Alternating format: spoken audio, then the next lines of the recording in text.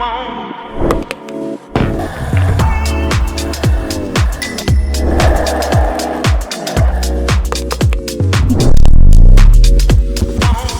welcome back students. இது உங்கள் mister physics channel. நாம இப்போ இந்த வீடியோவில் என்ன பார்க்க போகிறோம் அப்படின்னா மோஷன் இன் எ ஸ்ட்ரைட் லைன் அப்படின்ற கான்செப்டை பற்றி பார்க்க போகிறோம்.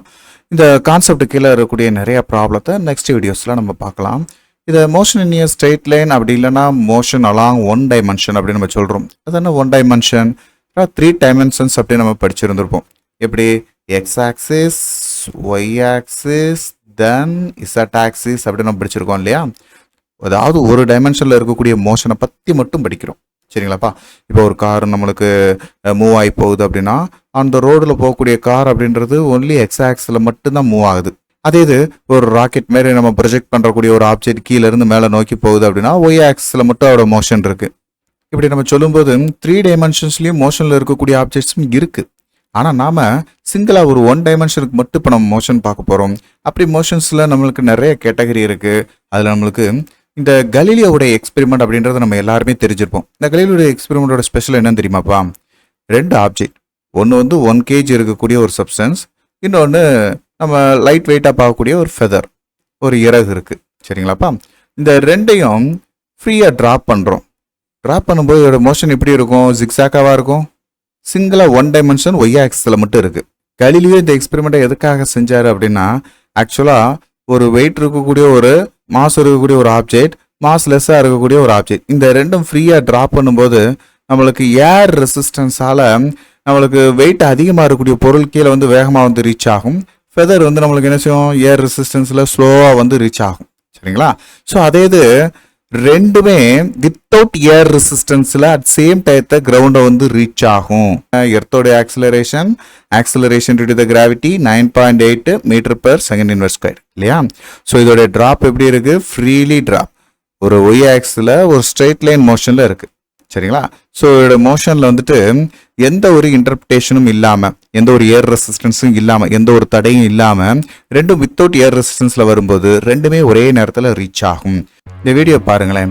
வித் ஏர் ரெசிஸ்டன்ஸ் அப்படின்னு பார்க்கும்போது நம்மளுக்கு ஹெவி வெயிட்டாக இருக்கக்கூடிய ஒரு ஆப்ஜெக்ட் வேகமாக கிரவுண்டை ரீச் பண்ணியிருக்கும். ஃபெதர் வந்து கொஞ்சம் டிலே ஆகி லேட்டாக தான் கிரவுண்டை ரீச் பண்ணியிருக்கும். ஆனால் அதே இது வித்தவுட் ஏர் ரெசிஸ்டன்ஸில் ஒரு சுற்றி ஒரு சிலிண்டர் ஃபார்மில் வச்சு வித்தவுட் ஏர் ரெசிஸ்டன்ஸ் ஃபார்மில் வச்சுருக்கும் போது இந்த ஃபெதர் அட் இந்த 1 kg மாஸ் இருக்கக்கூடிய ஆப்ஜெக்ட் ரெண்டுமே அட் சேம் டயத்தில் கிரவுண்டை வந்து ரீச் பண்ணுறதை நம்ம இங்கே பார்க்க முடியுது.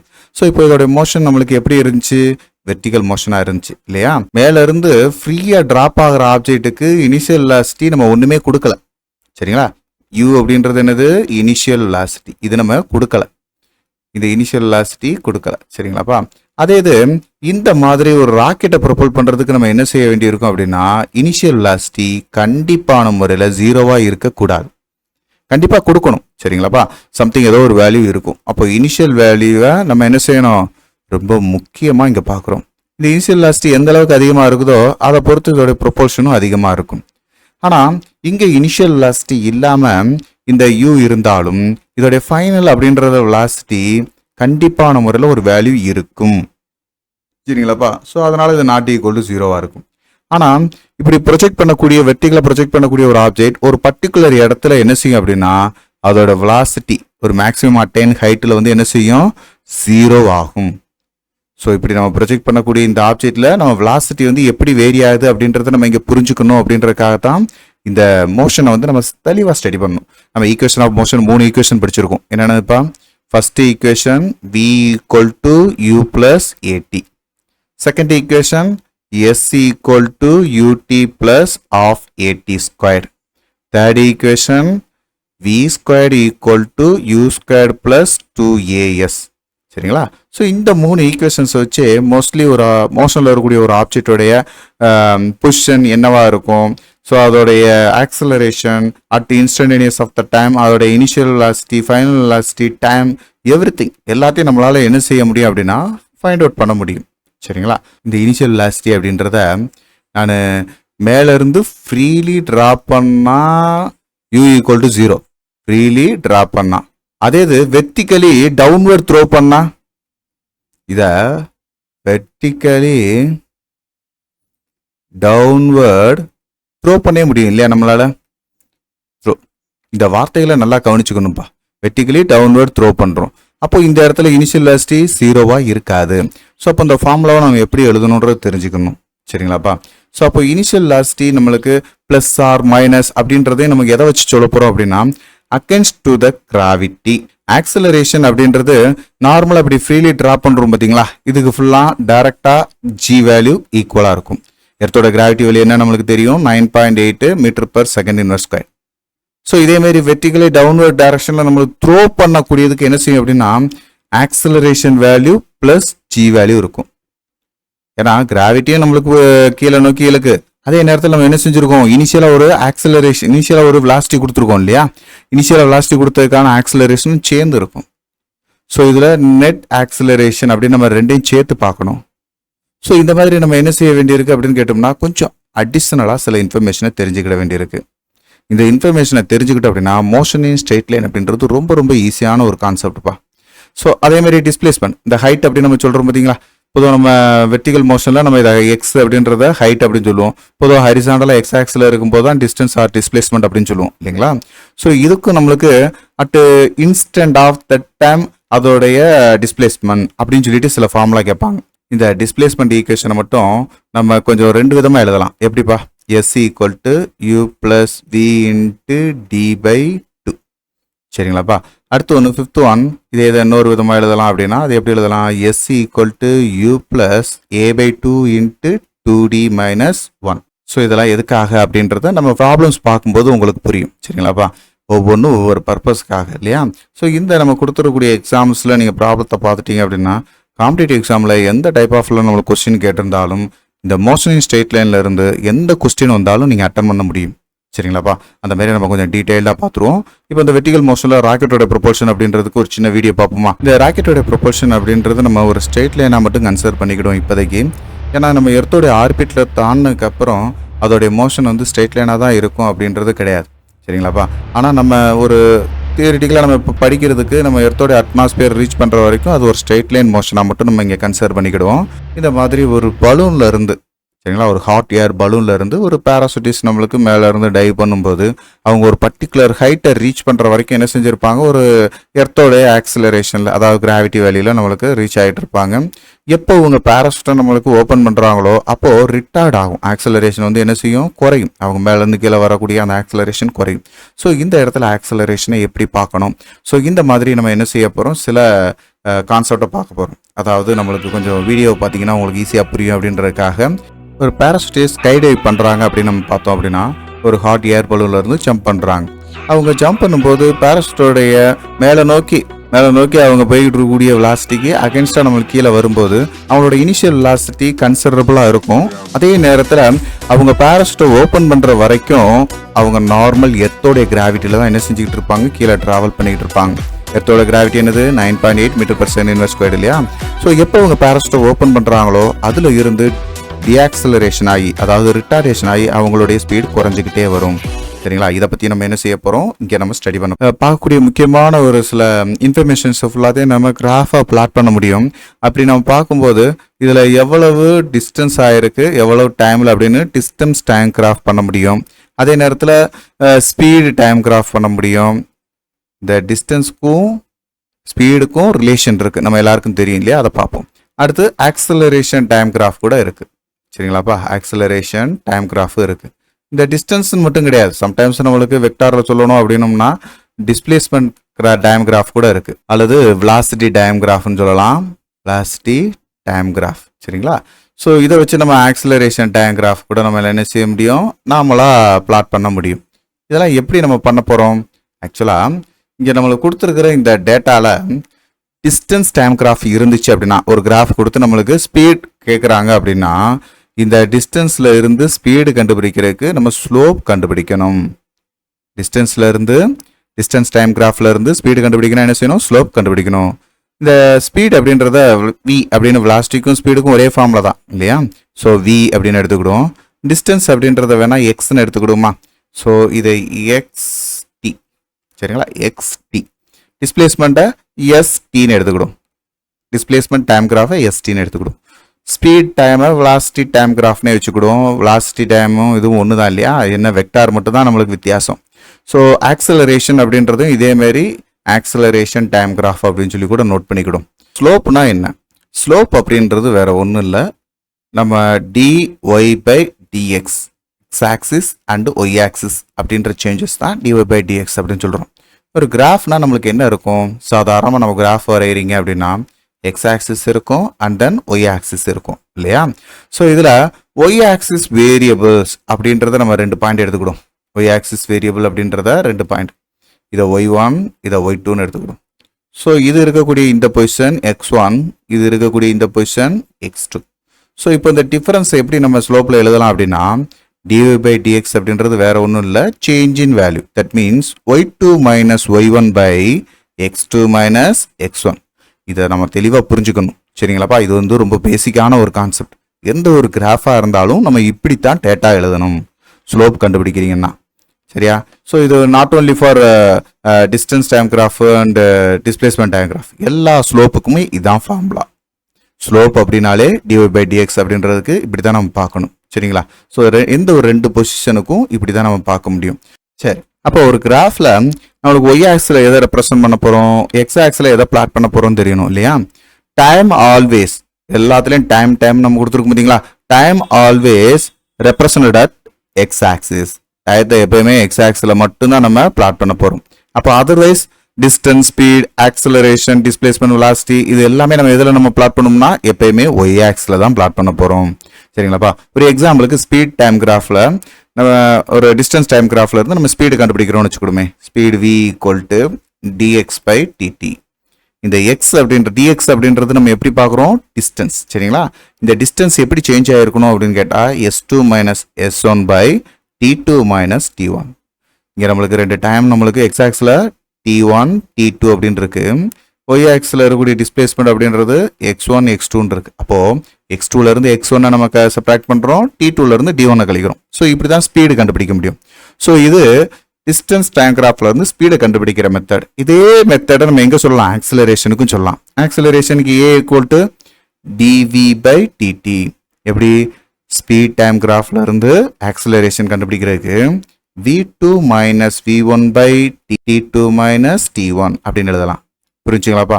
So similar same like as இந்த டிஸ்பிளேஸ்மெண்ட் டைம் கிராஃப்ல இருந்து வெலாசிட்டி கண்டுபிடிக்கணும் அப்படின்னாலும் v = ds by dt அப்படின்றத s2 minus s1 by t2 minus t1.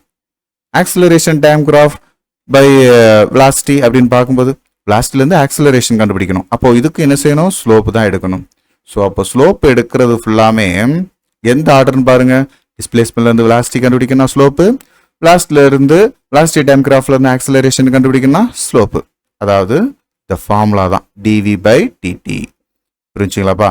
அதாவது final velocity minus initial velocity by final time minus initial time. இப்படி நம்ம ஒவ்வொரு பாயிண்ட் ரெப்ரசன்ட் பண்ணுறதை வச்சு நம்ம என்ன செய்யலாம்? ஆக்சிலரேஷன் நோட் பண்ணலாம். சரி, இப்போ இதை ரிவர்ஸ் ஆர்டரில் பார்ப்போமே. ஒருவேளை நான் ஆக்சிலரேஷன் டைம் கிராஃப் கொடுத்துட்டாங்க, ஸ்பீடு கண்டுபிடிக்கணும். அப்போ என்ன செய்யலாம்? ஏரியா கண்டுபிடிக்கணும். அதேமாரி தான் ஸ்பீட் டைம்ல இருந்து நம்மளுக்கு டிஸ்டன்ஸ் கண்டுபிடிக்கணும் அப்படின்னா அதுக்கும் ஏரியா கண்டுபிடிக்கணும். நம்மளுக்கு ஏதாவது ஒன்று தான் கேட்பாங்க சரிங்களா? ஜென்ரலாக நான் ஒரு ஃபார்முலா உங்களுக்கு இங்கே சொல்லி தந்திருக்கேன். ஆக்சிலரேஷன்லேருந்து ஸ்பீடு கண்டுபிடிக்கணும்னா ஏரியா சரிங்களாப்பா? அதேமாரி ஸ்பீடில் இருந்து டிஸ்டன்ஸ் கண்டுபிடிக்கணும்னா ஏரியா கண்டுபிடிக்கணும். ஏரியா கண்டுபிடிக்கிறதுக்கு நம்மளுக்கு நிறைய ஃபார்முலாஸ் இருக்குது இல்லைங்களாப்பா? அந்த ஃபார்முலாஸை நம்ம இங்கே பார்ப்போம். இப்போ உங்களுக்கு ஜஸ்ட் ஒரு ரிமைண்ட் பண்ணுறதுக்கு தான் நம்ம மேக்ஸில் பார்த்ததுலேயே ஒரு 5 ஃபார்முலா தான் மோஸ்ட்லி இந்த கிராஃபில் நம்ம அதிகமாக பயன்படுத்த போகிறோம். இப்போ இதேமாரி ஆக்சிலரேஷன் அண்ட் டைம் கிராஃப்லேயும் நம்மளுக்கு வெலாசிட்டிக்கு கண்டுபிடிக்கணும் என்ன செய்யணும்? ஏரியா கண்டுபிடிக்கணும். அதேமாரி வெலாசிட்டி டைம் கிராஃபில் இருந்து டிஸ்பிளேஸ்மெண்ட் கண்டுபிடிக்கனாலும் ஏரியா கண்டுபிடிக்கணும். ஸோ சிம்பிளான ஒரு ஃபார்முலா தான் உங்களுக்கு இல்லையா? சிம்பிளான ஒரு ஃபார்முலா தான். நீங்கள் இதை உங்களுக்கு ஷார்ட்கட்டாக கூட நீங்கள் என்ன செஞ்சுக்கோங்க? எழுதி வச்சுக்கோங்க. எப்பயுமே டிஸ்டன்ஸ் அண்ட் டிஸ்பிளேஸ்மெண்ட்டை எஸ்ன்னே நம்ம நோட் பண்ணிக்கிடுவோம், எஸ்டி சரிங்களா? வெலாசிட்டி அப்படின்றத ஸ்பீட் அப்படின்னு கூட நம்ம சொல்லலாம் சரிங்களா? ஸோ ரெண்டுமே மேக்னிடியூட் வைஸ் சேம் தானே, அதனால் வெலாசிட்டி டைம். தென் ஆக்சிலரேஷன் டைம் கிராஃபை 18 வச்சுக்கிடும். இப்போ நம்ம ஆக்சிலரேஷன் வெலாசிட்டி கண்டுபிடிக்கிறதுக்கு ஏரியா பார்க்கணும், வெலாசிட்டிலேருந்து டிஸ்பிளேஸ்மெண்ட் பார்க்குறோம், டிஸ்டன்ஸ் கண்டுபிடிக்கணும் அப்படின்னம்னா ஏரியா கண்டுபிடிக்கணும் சரிங்களா? அதே இந்த ஆர்டரில் நம்மளுக்கு இது ஸ்லோப் கண்டுபிடிக்கணும். ஸோ இதை மட்டும் ஜஸ்ட் ஒரு புக்கில் நோட் பண்ணி வச்சுக்கோங்க, ஜஸ்ட் ப்ராக்டிஸ் பண்ணுறது தான். அதுக்கடுத்து உங்களுக்கு ரொம்ப ஈஸியாகவே புரிஞ்சிடும் சரிங்களாப்பா? ஏரியா பொதுவாக நம்ம எப்படி எடுப்போம் அப்படின்னு கேட்டோம்னா ஒரு ஸ்லோப்பில் ஸ்கொயருக்கு நம்ம ஏரியா கண்டுபிடிக்கிறது ரொம்ப ஈஸி தான், எல்லாருக்குமே தெரியும். சைடை நம்ம ஸ்கொயர் பண்ணிட்டோம்னா போதும். ஒரு கிராஃபில் எது ஸ்கொயர் எது ரெக்டாங்கிள் அப்படின்றது நம்ம ஐடென்டிஃபை பண்ண தெரியணும்ப்பா. சரிங்களா? ஏன்னா நம்ம எடுக்கக்கூடிய எக்ஸ் ஆக்ஸும் ஒய் ஆக்ஸும் சேம் ஃபேஸில் இருக்கும்னு நம்ம சொல்ல முடியாது. சரிங்களா? அதோட 2 யூனிட்டும் சேமாக இருக்குன்னு நம்ம சொல்ல முடியாது. ஸோ அதனால் நம்ம பொதுவாக ஸ்கொயர் அப்படின்றது ஐடென்டிஃபை பண்ண முடியலைன்னா நீங்கள் ரெக்டாங்கிள் ஃபார்முலாவே எப்பயும் ஃபாலோ பண்ணுங்கள். சரிங்களா?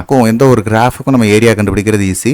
அடுத்து பேரலகிராம் அப்படின்றதும் கிட்டத்தட்ட சேமாக தான் இருக்கும். ஆனால் நம்ம கிராஃபில் அதிகமாக பேரலகிராம் நம்ம யூஸ் பண்ண போகிறது இல்லை. ஏரியா கண்டுபிடிக்கிறதுல ஸ்கொயரும் பேரலகிராமும் கிட்டத்தட்ட ரெக்டாங்கிள் ஃபார்முலா கண்டுபிடிச்சாலே போதும் அப்படின்ற மாதிரி தான் இருக்கும். சரிங்களாப்பா? ஸோ இந்த ஒரு ஃபார்முலா வச்சே நம்ம என்ன செஞ்சிடலாம், கிராஃபில் ஸ்கொயர் ஆர் பேரலகிராம் எது இருந்தாலும் நம்ம சால்வ் பண்ணிக்கலாம். அடுத்து ட்ரையாங்கிள். சில நேரத்தில் ட்ரையாங்கிளையும் நம்ம பயன்படுத்துகிற மாதிரி இருக்கும். அதனால் ட்ரையாங்கிள் ஃபார்முலா நம்ம எல்லாருக்குமே தெரியும். ஆஃப் பிஹெச் அதோடைய base into height, base into height, then half. சரிங்களா? இது ப்ராடக்ட் பண்ணுறது நம்ம தெரிஞ்சுக்கணும். அடுத்து ட்ராபிசாய்டு அப்படின்னு சொல்லக்கூடிய ட்ராபிசத்துக்கான ஃபார்முலா என்ன அப்படின்னா, ட்ராபிசத்துக்கு ஒரு ட்ராபிசத்துக்கான ஃபார்முலா அப்படின்றத நம்ம இங்கே எப்படி பார்த்தோன்னு தெரியுதுங்க இல்லையா? ஸோ இதை மட்டும் நம்ம இங்கே சப்ஸ்டிட் பண்ணுறதை நம்ம பார்த்தா போதும். ஸோ நம்ம ஒரு கிராஃப் அப்படின்ற மாடல் பார்த்துக்கிடும். டிஸ்பிளேஸ்மெண்ட் டைம் கிராஃப் எப்படி இருக்குது அப்படின்னு. இவ்வளோ நேரம் நம்ம சொன்ன இந்த கிராஃப் அப்படின்றதுல எக்ஸ் ஆக்ஸில் எப்பவுமே டைம் தான் இருக்குன்னு நம்ம சொன்னோம். Y axis displacement. இந்த டிஸ்பிளேஸ்மெண்ட் சம்டைம்ஸ் மீட்டராக இருக்கலாம், கிலோமீட்டராக இருக்கலாம். நம்ம என்ன கொடுக்குறோம் அப்படின்றத நம்ம சால்வ் பண்ணும்போது யூனிட்டில் கரெக்டாக கன்வெர்ட் பண்ண தெரியணும். சரிங்களா? கிராஃபில் நம்மளுக்கு மோஸ்ட்லி எல்லா இன்ஃபர்மேஷனும் இங்கே இருக்குது. அதில் நம்மளுக்கு கொடுத்துருக்குற இந்த பாயிண்ட் 0ல இருந்து அடுத்து எங்கே வேரி ஆகிருக்குன்னு பாருங்கள். அப்படி வேரி ஆகிருக்கிற பாயிண்ட்டை இது ஓ, இது ஏ, இது பி, இது சி, இது டி அப்படி நம்ம எடுத்துக்கலாம். இந்த பாயிண்ட்டை பிளாட் பண்ணுறது மூலமாக ஓலேருந்து ஏ வரைக்கும் நம்மளுக்கு கண்டினியூஸாக என்ன செஞ்சுருக்கு, டிஸ்பிளேஸ்மெண்ட் வேரி ஆகிருக்கு. அப்போ வேரி ஆகிருக்கிற இடத்துல என்ன செய்யும், வெலாசிட்டியும் சேஞ்ச் ஆகிருக்கும். வெலாசிட்டி சேஞ்ச் ஆகிருக்குன்னா அந்த இடத்துல ஆக்சிலரேஷன் இருந்திருக்குன்னு அர்த்தம். சரிங்களா? ஆக்சிலரேஷன் கொடுத்துருக்குன்னு அர்த்தம். எந்த இடத்துல சேஞ்ச் ஆகாமல் ஒரு டிஸ்பிளேஸ்மெண்ட் இருக்கோ அந்த இடத்துல வெலாசிட்டி இல்லை. இந்த இடத்துல வெலாசிட்டி இல்லைன்னா வெலாசிட்டி இஸ் ஈக்குவல் டு 0. சரிங்களா? டிஸ்பிளேஸ்மெண்ட் சேஞ்ச் ஆகலை, டிஸ்பிளேஸ்மெண்ட் சேமாக தான் இருக்குது. பார்த்தீங்களா? இங்கே 1 செகண்ட்ல இருந்து 3 செகண்ட்ஸ் வரைக்கும் நம்மளுக்கு சேஞ்ச் ஆகவே இல்லை. அகைன் 3ர்ட்ல இருந்து 5th வரைக்கும் என்ன செஞ்சிருக்குன்னா கண்டினியூஸாக டிகிரிஸ் ஆகிருக்கு. ஸோ அப்போ டிஸ்பிளேஸ்மெண்ட் கூடுனாலும் குறைஞ்சாலும் சேஞ்ச் ஆகும்போது மட்டும்தான் என்ன இருக்கும், வெலாசிட்டி இருக்கும். ஏன்னா வெலாசிட்டினால என்ன அர்த்தம், dx/dt. சரிங்களா? அப்போது x2 - x1 t2 - t1 அப்படின்ற ஃபார்முலா எதுக்காக இங்கே பயன்படுத்துகிறோம், இந்த டிஃபரன்ஸ் பார்க்கும்போது இந்த வெலாசிட்டி எப்பெல்லாம் நம்மளுக்கு மேபி இருக்கும், எப்போ இருக்காது. வெலாசிட்டி இங்கே டிஸ்பிளேஸ்மெண்ட் கான்ஸ்டண்ட்டாக இருந்துச்சு அப்படின்னா x2 x1 சேமாக இருக்குமா, இந்த ஏக்கும் சிக்கும் பொசிஷன் சேம் தானே. அப்போ இந்த இடத்துல வெலாசிட்டி என்னவாக இருக்கும், ஏலேருந்து சி வரைக்கும் 0வாக இருக்கும். அப்போது OA அண்ட் CD இந்த இடத்துல மட்டும் வேரி ஆகும். புரிஞ்சுக்கிட முடியுதா? ஸோ இதுதான் நம்ம அடுத்ததுலேயும் டிஸ்டன்ஸ் டைம் கிராஃப்லேயும் பார்க்க போகிறோம். இந்த டிஸ்டன்ஸ் டைம் கிராஃப்லேயும் இதேமாரி O, A, P, C, D அப்படின்ட்டு 4 இடத்த நம்ம பிளாட் பண்ணிக்கிடுவோம். டிஸ்டன்ஸ் இங்கே கிலோமீட்டரில் கொடுத்துருக்காங்க, டைம் ஹவரில் கொடுத்துருக்குறாங்க. ஸோ நம்ம யூனிட்டை கன்வெர்ட் பண்ணும்போது கரெக்டாக பார்க்கணும். சரிங்களாப்பா? ஸோ 0லேருந்து B வரைக்கும், அதாவது 2 ஹவர்ஸ் வரைக்கும் நம்மளுக்கு என்ன செஞ்சுட்டு இருக்குன்னா கிராஜுவலாக இன்க்ரீஸ் ஆகிருக்கு. அப்போ டிஸ்டன்ஸ் சேஞ்ச் ஆகுது. அப்போ இதில் ஸ்பீடு வந்து என்ன செஞ்சுருக்கு, கூடிக்கிட்டே இருந்திருக்கு. அப்போ ஸ்பீடோடைய ஃபார்முலா என்னது, ஸ்பீடுக்கு டிஸ்டன்ஸ் பை டைம் தானே. அப்போது dx/dt அப்படின்றதுல வேரியேஷன் B வரைக்கும் நம்ம சொல்ல முடியும். ஆனால் பியிலேருந்து சி வரைக்கும் சேமாக என்ன செஞ்சுக்கிட்டு இருக்கு, அதே டிஸ்டன்ஸ்லேயே நம்மளுக்கு இருக்குது. ஸோ அப்போ அந்த இடத்துல ஸ்பீடு வந்து என்ன செய்யலை, இல்லை. அப்போது பியிலேருந்து சி வரைக்கும் 0 ஸ்பீடு. சரிங்களாப்பா? ஸ்பீடு வந்து என்னவா இருக்குது, 0வாக இருக்குது. சியிலேருந்து டி வரைக்கும் இன்க்ரீஸ் ஆகுது. ஸோ இப்படிலாம் நம்மளால் என்ன செய்ய முடியும், கிராஃப் சொல்ல முடியும். கிராஃபில் இருந்தே எக்ஸ்பிளைன் பண்ண முடியும். சாதாரணமாக நம்ம இப்போ பார்க்குறத சில டேட்டாஸை கொடுத்து அவங்க கொடுத்துருக்கிற கொஸ்டினை நம்ம எப்படி அண்டர்ஸ்டாண்ட் பண்ணுறோன்றதை பொறுத்து நம்ம நிறையா பார்க்கலாம். இப்போ நம்மளுக்கு ஒரு இந்த கீழே போகிறது ஒரு பைக்கு, சேம் ஸ்பீடில் போய்கிட்டே இருக்குது. சரிங்களாப்பா? மேலே போகிறது காரு. இனிஷியலாக 0லேருந்து என்ன செஞ்சுருக்கு, ஸ்டார்ட் பண்ணி வந்து அந்த பைக்கை ஓவர்டேக் பண்ணி நம்மளுக்கு அந்த பைக்கை விட என்ன செஞ்சுட்டு இருக்கு, 60 மீட்டர்/செகண்ட் ஸ்பீடில் போய்கிட்டு இருக்கு. இங்கே பார்த்தீங்களா, ஒய் ஆக்ஸில் ஸ்பீடு வந்து மீட்டர்/செகண்டில் கொடுத்துருக்கோம், எக்ஸ் ஆக்ஸில் டைம் வந்து செகண்ட்ஸில் இருக்குது. ஸோ இதை வச்சு நமக்கு என்ன செய்ய முடியும்னா ஒரு கம்பேரிஷனாகவும் நம்ம என்ன செஞ்சுக்கிட முடியும், புரிஞ்சுக்கிட முடியும். 2 டிஃப்ரெண்ட் ஆப்ஜெக்ட்டுக்கு இடையில் வரக்கூடிய மோஷனை நம்ம இங்கே கம்பேர் பண்ண முடியும். அவங்க கேட்டிருக்கிற கொஸ்டினை இந்த கிராஃபை வச்சு நம்மளால் என்ன செய்ய முடியும்னா ஆன்சர் பண்ண முடியும். ஸோ இப்போ நம்ம கொடுத்துருக்குற இந்த வெலாசிட்டி டேம் கிராஃப்லேயோ மீட்டர்/செகண்ட் தான் கொடுத்துருக்குறாங்க, டயத்தை வந்து செகண்ட்ஸில் கொடுத்துருக்குறாங்க. இது கொஞ்சம் பார்க்குறதுக்கே ஒரு ரெக்டாங்கிள் ஷேப்பில் நம்மளுக்கு ஏரியா கண்டுபிடிக்கிறதுக்கு ஈஸியாக இருக்கிற மாதிரி இருக்குது. சரிங்களா? ஸோ இதை வச்சு நம்மளுக்கு ஏரியா கண்டுபிடிக்கணும் என்ன செய்யணும், டிஸ்பிளேஸ்மெண்ட் கேட்டிருப்பாங்க, அப்படி இல்லைனா எவ்வளோ டிஸ்டன்ஸ் ட்ராவல் ஆகிருக்குன்னு கேட்டிருப்பாங்க. ஸோ இதை எவ்வளோ நம்மளுக்கு கவர் பண்ணுறதுக்கு இந்த ஏரியாவெல்லாம் நம்ம கால்குலேட் பண்ணுறதுக்கு அழகாக நம்ம ரெக்டாங்கிள் சேஃபில் நம்ம என்ன செஞ்சுக்கலாம், தனித்தனியாக கூட கால்குலேட் பண்ண முடியும். சரிங்களாப்பா? இந்த இடத்துல வேரி ஆகுது பார்த்தீங்களா, இந்த 0.1 செகண்ட்ஸில் நம்மளுக்கு என்ன செஞ்சிருக்கு அப்படின்னு கேட்டோம்னா ரைஸ் ஆகிருக்கு. அப்படி சேஞ்ச் ஆகிற இந்த இடத்துல ஃபுல்லாக என்ன இருக்கும் அப்படின்னா ஆக்சிலரேஷன் இருக்கும். எங்கெல்லாம் கான்ஸ்டண்ட்டாக இருக்குதோ, எந்த பாயிண்ட்லலாம் கான்ஸ்டண்ட்டாக இருக்குதோ அந்த இடத்துலலாம் ஆக்சிலரேஷன் என்னவாயிடும், 0 ஆகிடும். சரிங்களாப்பா? ஃபைனலாக ஆக்சிலரேஷன் டைம் கிராஃபையும் பார்ப்போம். ஆக்சிலரேஷன் டைமுக்கும் கிராஃப் வரைய முடியும். அந்த கிராஃபில் நம்மளுக்கு 0க்கு மேலே இருக்கிற இது எல்லாமே பாசிட்டிவ் ஆக்சிலரேஷன். சரிங்களா? Positive acceleration. இப்போ இந்த கிராஃபில் நம்மளுக்கு என்ன கொடுத்துருக்காங்கன்னா, ஒரு ஆப்ஜெக்ட் 2 cm/s² போய்கிட்டு இருந்தது என்ன செஞ்சிருக்கு, கண்டினியூஸாக டிகிரிஸ் ஆகுது, டிஆக்சிலரேட் ஆகுது. அதுக்கடுத்து என்ன செஞ்சிருக்கு, டிஆக்சிலரேட் ஆனது, அதாவது 2 cm/s² டிஆக்சிலரேட் ஆனது 0க்கு வந்துருச்சு. 0லேயே மெயின்டைன் பண்ணுது. சரிங்களா? ஆக்சிலரேஷனும் இல்லை. அதுக்கடுத்து திரும்ப இன்னும் ஸ்பீடு குறையுது. அது எப்படி இருக்குன்னா ரிவர்ஸில் வருது. -2 cm/s². எங்க 15th செகண்ட்ஸ்ல இருந்து 20th செகண்ட் வரைக்கும் ரிவர்ஸில் போயிருக்கு. இந்த ரிவர்ஸில் போனதுனால இது வந்து ரிட்டார்டேஷன், டிஆக்சிலரேஷன் அப்படின்னு சொல்லுவாங்க. சரிங்களாப்பா? ஸோ இந்த மாதிரி கிராஃபில் நம்ம புரிஞ்சுக்கிற மாதிரி நிறைய நம்மளுக்கு கான்செப்டை நம்ம இங்கே பார்க்க போகிறோம். ஸோ இது எல்லாத்தையும் நம்ம பார்க்குறது மூலமாக காம்படேட்டிவ் எக்ஸாம்ஸ்லையும் நம்ம போர்டு எக்ஸாம்ஸ்லையும் இந்த மாதிரி மோஷன் இன் ஸ்ட்ரெயிட் லைனில் கேட்கக்கூடிய எந்த ஒரு கொஸ்டினாக இருந்தாலும் நம்மளால் சால்வ் பண்ண முடியும். சரிங்களாப்பா? ஸோ அதுக்காக நீங்கள் கொடுக்கக்கூடிய ஒவ்வொரு ப்ராப்ளத்தையும் ஒரே ஒரு தடவை நீங்கள் எழுதி பாருங்கள். அப்படி எழுதி பார்த்து ப்ராக்டிஸ் பண்ணிக்கிட்டீங்க அப்படின்னா இந்த மோஷன் இன் ஸ்ட்ரெயிட்டில் இருந்து எந்த கொஸ்டின் கேட்டாலும் உங்களால் அட்டன் பண்ண முடியும். சரிங்களாப்பா? ஸோ ஃபிசிக்ஸை நினச்சி நம்ம பயப்படவே தேவையில்லைப்பா. ஏன்னா ரியல் டைமில் நம்மளுக்கு என்னென்ன சுச்சுவேஷன் இருக்கோ அதை நம்மளுக்கு எல்லாத்தையும் சால்வ் பண்ணுறதுக்கு சொல்யூஷன் இருக்குது. சரிங்களா? ஸோ நெக்ஸ்ட் வீடியோவில் பார்க்கலாம். இந்த வீடியோ உங்கள் எல்லாருக்கும் பயனுள்ளதாக இருக்கும்னு நான் நம்புகிறேன். உங்களுக்கு இது ரொம்ப ஈஸியாக இருந்துச்சு அப்படின்னா மறக்காமல் லைக் பண்ணுங்கள். நம்ம மிஸ்டர் ஃபிசிக்ஸ் சேனலை சப்ஸ்கிரைப் பண்ணுங்கள். உங்களுடைய நண்பர்களுக்கும் ஷேர் பண்ணுங்கள். நம்மளுடைய தொடர்ந்து எல்லா வீடியோக்களும் உங்களுக்கு வரணும் அப்படின்னா நம்ம நோட்டிஃபிகேஷனில் ஆல் அப்படின்ற ஆப்ஷனோட கிளிக் பண்ணுங்கள். தேங்க்யூ.